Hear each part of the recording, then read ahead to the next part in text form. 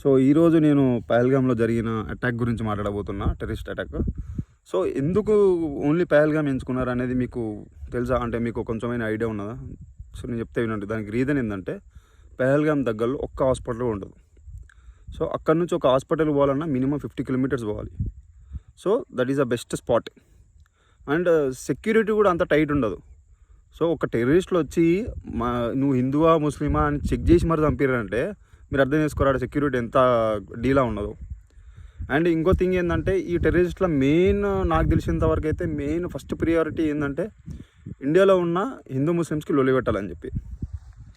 So ఇది నాకు తెలిసిన దాకా మెయిన్ ప్రియారిటీ. మరీ దారుణం ఏంటంటే, నాకు అసలు అంటే నాకు ఎందుకు అనిపించింది ఈ పాయింట్ అంటే, వచ్చి నీ పాయింట్ ఇప్పి నీ చెడ్డి ఇప్పి నువ్వు హిందువా ముస్లిమా అని చెక్ చేసి మరి చంపిర్రు.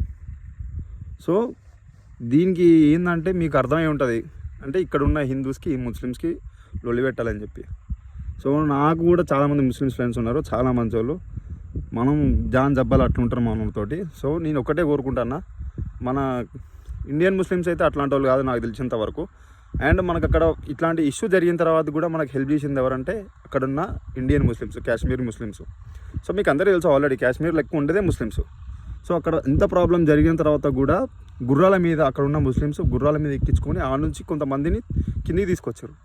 అండ్ అక్కడ ఉన్న ఇంజూరీ అయిన వాళ్ళు మ్యాక్సిమం జల్దీ హాస్పిటల్ తీసుకుపోతే చచ్చిపోతారు, అవునా కదా? సో అక్కడ ఉన్న హిందూ ముస్లిమ్స్ అందరికి సపోర్ట్ చేసి హెల్ప్ చేసి హాస్పిటల్కి తీసుకుపోయి బతికిచ్చారు చాలామందిని. And I really thank them. కాకపోతే మీరు ఇట్లాంటివి మాత్రం మ్యానిపులేట్ అయ్యి మొత్తం ముస్లిమ్స్ చేసారు, ఇండియన్ ముస్లిమ్స్ చేసారు, అది చేసారు ఇది చేసారు అని చెప్పి మాట్లాడగర్రీ ప్లీజ్. ఏంటంటే ఇదంతా వాళ్ళ పాకిస్తాన్ వాళ్ళది ప్లానింగ్. సో పాకిస్తాన్ వాళ్ళు ఏం చేయాలో మనం చేద్దాం, కాకపోతే మన వాళ్ళని మనం అనవసరంగా పొడుచుకొని చంపుకోవడాలు ఇట్లాంటివి ఏం చేయొద్దు. ఇదే నా పాయింట్. And thank you. జై హింద్.